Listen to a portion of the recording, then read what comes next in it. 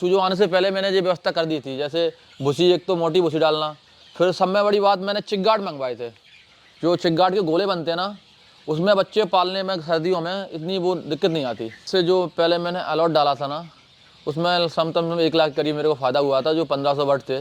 क्योंकि मेरी local market अच्छी है, यहाँ पर 5-7 बर्ड 1000 रुपये में निकलते रहते हैं पर डेली के। मैं प्रॉफिट तो है इस धंधे में, लेकिन आप जितना फीड कम कर लोगे बर्ड्स के लिए, उतना आपको फीड को खर्चा कम कर लो, उतना प्रॉफिट बढ़ता जाएगा आपका। यानी फीड कॉस्ट कहीं ना कहीं मायने रखती है। हाँ, स्टार्टिंग में तो आप जितना कम एक सीढ़ी से ऊपर चढ़ना चाहिए। जितना आप कम से काम करोगे उतना बेहतर है। क्योंकि अगर आपने डायरेक्ट 1500 का लॉट डाला, अगर खुदा ना खास्ता कोई नुकसान हो गया तो आपको बड़ा भारी नुकसान उठाना पड़ेगा।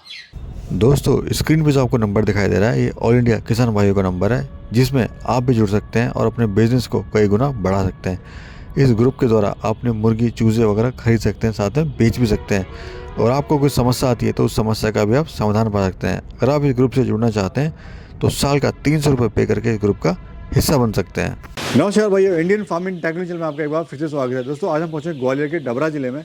यहाँ पर हम आपको ऐसे कमाल के फार्म भाई से मिलाने वाले हैं जिन्होंने चूजा पालन किया हुआ है। दोस्तों, किसी भी फार्म पर जितना जरूरी मुर्गे या मुर्गी का होना होता है, उतना ही जरूरी चूजे का होता है, क्योंकि चूजे से ही मुर्गा या मुर्गी तैयार होती है। तो दोस्तों, ठंड में आप कैसे बचाव कर सकते हैं अपने चूजों का, क्या क्या तैयारी करनी है आपको चाहिए ठंड की शुरुआत में, अगर आप देसी मुर्गा पालन शुरू करना चाहते हैं। तो दोस्तों, आज की इस वीडियो में आपको यही बताने वाले हैं। साथ ही मिलवाएंगे ऐसे किसान भाई से भी जिन्होंने पिछले लॉट में 3 से 4 लाख रुपये कमाया, वो भी 2 से 3 महीने के अंदर, और कैसे आप देसी मुर्गी पालन शुरू कर सकते हैं। तो चलिए वीडियो शुरू करते हैं। भैया नमस्कार। नमस्कार भाई। कैसे हो भैया? बढ़िया भाई।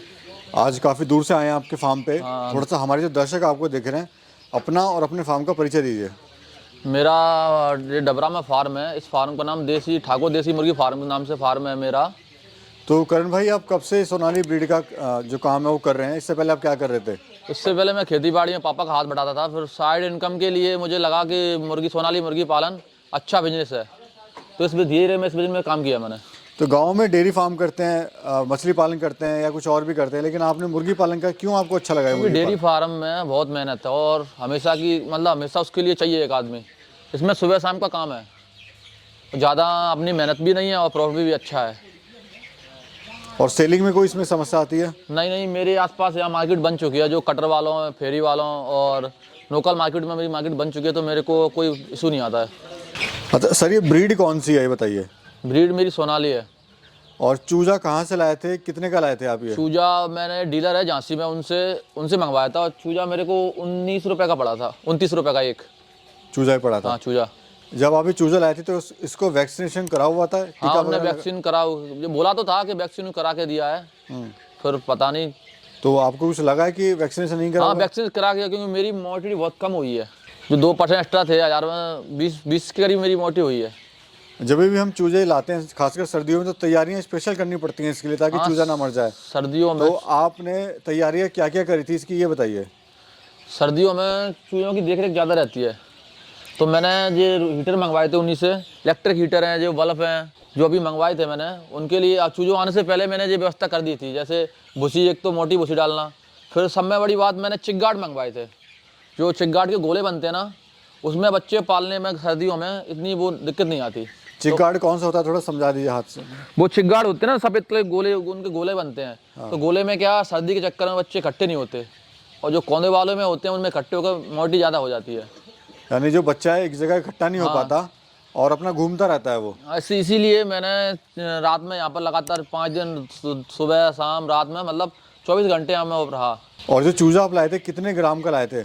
चूजा मेरा 1 दिन का था, तो लगभग 50 ग्राम के आसपास का वो चिक्स था। अच्छा सर, ये जो ब्रीड है, ये सोनाली ब्रीड आपके पास है, तो खासियत क्या होती है इसकी? एक तो इस ब्रीड को देसी में बोला जाता है, और देसी में चलता है ये ब्रीड। और इसके बीमारी कम पकड़ती है, उसका मतलब देखरेख ज़्यादा नहीं है जी। अक्सर हमारे जो किसान भाई है वो गलती करते हैं, जो नए फार्मर है, जिनका एक्सपीरियंस नहीं होता, वो सर्दी में फार्म स्टार्ट कर लेते हैं, जबकि सर्दी में बच्चा नहीं लाना चाहिए। आप क्या कहते हैं इस बारे में? नहीं, अगर सर्दी में फार्म का मेंटेनेंस सही हो, एक तो टेम्परेचर का मेंटेनेंस सही हो, तो इतना कोई दिक्कत नहीं आती। अगर आपका मेंटेनेंस और देखरेख कम होगी तो मोर्टी होगी।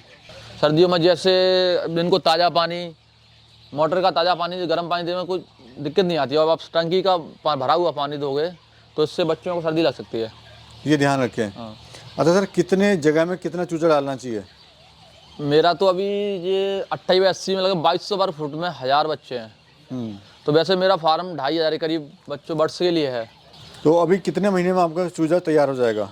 मेरा अभी 5 तारीख को 1 महीने के बर्ड्स हो जाएंगे। मेरे लगभग 3 महीने में बर्ड्स 1 किलो के हो जाएंगे, निकल जाएंगे मेरे।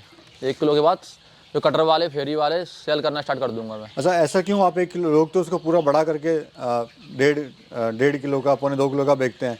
आप इसको 1 किलो का क्यों बेच रहे हैं सर? क्योंकि वो जितना बढ़ता बर्ड्स बड़ा होता जाएगा उतना फीड का खर्चा ज़्यादा चलता जाएगा। तो इसलिए प्रॉफिट इतने में भी है जितना, तो प्रॉफिट मेरे को स्टार्ट पे ज़्यादा वक्त रखते हैं जी, ज़्यादा वक्त मतलब रख नहीं सकते ना इनको। तो अभी एक तो सर्दियों के लिए आपने 2 बल्ब, 4-5 बल्ब लगाए हुए हैं कि कितने कितने वाट के हैं ये मेरे बल्ब 200 वाट के हैं और 2 हीटर हैं जो 2500 वाट के हीटर हैं, मेरे इलेक्ट्रिक हीटर हैं। जी, तो करण भाई कभी नुकसान आपको हुआ है इस काम में? नहीं, मेरे को कोई नुकसान नहीं हुआ इससे। जो पहले मैंने अलॉट डाला था ना, उसमें समतम 1 लाख करीब मेरे को फ़ायदा हुआ था, जो 1500 बर्ड थे। क्योंकि मेरी लोकल मार्केट अच्छी है, यहाँ पर 5-7 बर्ड 1000 रुपये में निकलते रहते हैं पर डेली के आपकी जो खर्चा है इसका निकलता रहता है। तो पहले लॉट आपने बेच दिया? हाँ, पहला लॉट मैं निकाल दिया।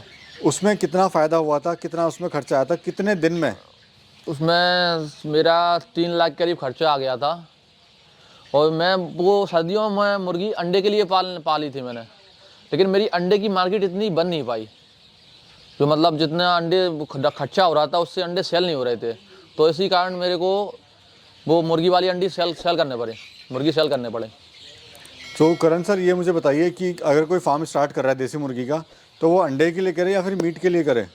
जिस जगह जैसी मार्केट हो, हर चीज़ में फ़ायदा है, लेकिन जिस जगह जैसी मार्केट हो उसके लिए आप वो फार्म स्टार्ट करना चाहिए। नहीं, अपने अनुभव से बताइए, आपने एक लॉट निकाल दिया है तो अंडे में ज़्यादा मुनाफा वैसे निकला? अंडे में ज़्यादा मुनाफा है, फ़ायदा है, क्योंकि मुर्गी जो है बार बार अंडा देगी। हाँ, अंडे में फ़ायदा ज़्यादा है। क्योंकि अंडा कहीं कहीं 20 रुपये 25 रुपये की रेट में, हमारे यहाँ 20 रुपये रेट में निकल रहा था, लेकिन इतने कम निकल रहे थे। और बर्ड्स से मेरे पास 1000, तो मेरी लागत ज़्यादा आ रही थी।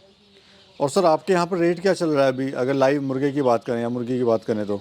मेरे यहाँ पर मुर्गा लाइव 800 1000, जैसा मतलब ग्राहक आ जाए उस हिसाब से है। हाँ, जो आपस में कोई 1000 भी 800 भी दे जाते हैं, जो रिलेटिव है 800 दे जाते हैं, नहीं 1000 में चलता है।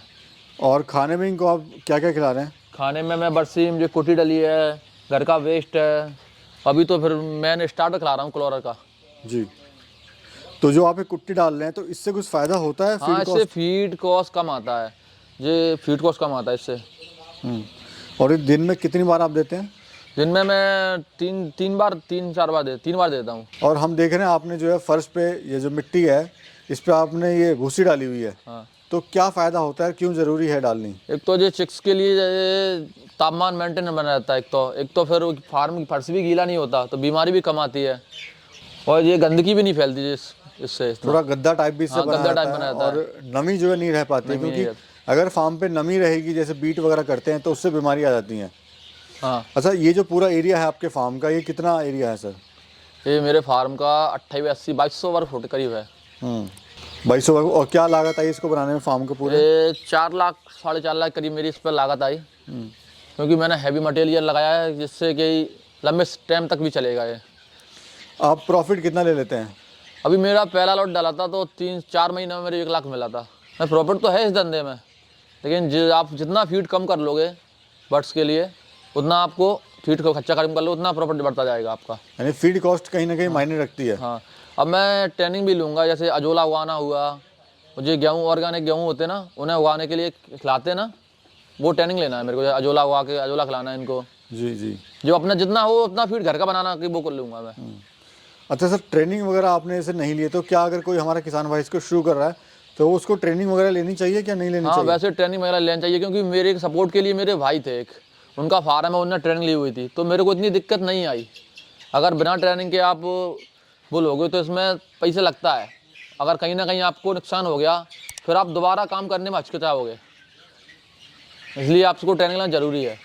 आपने तो स्टार्टिंग में 1500 का लॉट डाला था। हाँ, लेकिन अगर कोई नया काम शुरू करा है तो क्या उसको 1500 का लॉट डालना चाहिए? क्योंकि अगर नुकसान हो गया तो फिर कभी वो फार्म काम को करेगा नहीं और हमेशा बोलेगा काम गलत है। नहीं, स्टार्टिंग में तो आप जितना कम एक सीढ़ी से ऊपर चढ़ना चाहिए। जितना आप कम से काम करोगे उतना बेहतर है, क्योंकि अगर आपने डायरेक्ट 1500 का लॉट डाला, अगर खुदा ना खास्ता कोई नुकसान हो गया तो आपको बड़ा भारी नुकसान उठाना पड़ेगा। सर आपकी उम्र अभी 27 साल है, जब आपने कहा कि अपने घर वालों से कि मेरे को काम करना ही है, तो उन्होंने बोला नहीं बेटा तू पढ़ाई लिखाई कर ले, कोई तैयारी कर ले एग्ज़ाम की? नहीं, क्योंकि हमारे घर वाले गांव से बिलोंग करते हैं, तो बिजनेस एक रिस्क है, तो वो रिस्क लेने से पहले हिचकिचाते थे। तो ये सब मैंने खुद की दम पे किया है, मतलब दोस्तों से उठा के या खुद अपनी पूंजी लगा के तब स्टार्ट किया ये काम मैंने। अभी कितने सेटिस्फाई हैं आप सर? हाँ, इस काम से बड़ी सेटिस्फाई हूँ, क्योंकि इस काम को मैं धीरे धीरे और बड़ा करूँगा। मतलब मेरी लाइफ का बिजनेस अब यही गोल यही है, इसी को बड़ा करना है मेरे को। और प्लान क्या है आपका, फ्यूचर प्लान क्या है? फ्यूचर प्लान कुछ गर्मियों में एक फार्म और बनाऊंगा मैं इसको, जो 30 बाई 28 बाई 150 बनाऊंगा उसको। सर कहते हैं कि कोई भी काम आदमी करता है तो उसमें नुकसान ज़रूर होता है, तो हाँ, क्या लेकिन कभी आपको इससे नुकसान हुआ तो क्यों हुआ, जो हमारे दर्शक देख रहे हैं उनको नुकसान ना हो? हाँ, मेरे को शुरू में मेरे को नॉलेज नहीं थी, तो मेरे चेक गार्ड वगैरह नहीं थे, तो गर्मियों में मैंने मेरे वर्ष की कम से कम 100 के करीब मोर्टी हुई। जब इतनी मेरे को देख रेख नॉलेज नहीं थी, तो मैंने क्या चेक गार्ड ना मैं रुकता था यहाँ पर, बच्चे आए डाल दिए, दाना पानी रखा, चला घर निकल गया। लेकिन ना शुरू में 5-10 दिन उनकी देख रेख करनी पड़ती है, जिससे बच्चे इकट्ठे नहीं हो, कोनों पर मरे नहीं। दबा लेते एक सर्दी के चक्कर में, रात को दबा लेते, तो मेरे को 5-10 20 पर डे के मरते थे। फिर मैं धीरे धीरे इस बिजनेस में रुका, फार्म में रुका, तो मेरी बर्ड्स की मोर्टी कम हो गई। जैसे आप अभी देख सकते हो, पर्दा खुला था तो सर्दी होने लगी, तो बर्ड्स इकट्ठे होने लगे अभी। जी, ये ज़रूरी है कि हीट वगैरह बना के रखें अपने फार्म पे और चूज़ों को इकट्ठे ना होने दें। हाँ, इससे मोर्टी होने के बहुत चांस रहते हैं। हीटर के नीचे तो बर्ड्स आराम से बैठे हैं, देखो। जी जी जी। जो कोने हैं उस पर बल्ब के चक्कर में तापमान कम हो रहा है, इसलिए वो तो इकट्ठे हो रहे हैं उधर। जी जी क्योंकि आज का मौसम सर्दी बहुत ज़्यादा है। जी। तो करण भाई, आपने बहुत ही अच्छी जानकारी हमारे किसान भाई को दी, उसके लिए आपका बहुत बहुत धन्यवाद और बहुत बहुत शुक्रिया। धन्यवाद। नमस्कार। नमस्कार।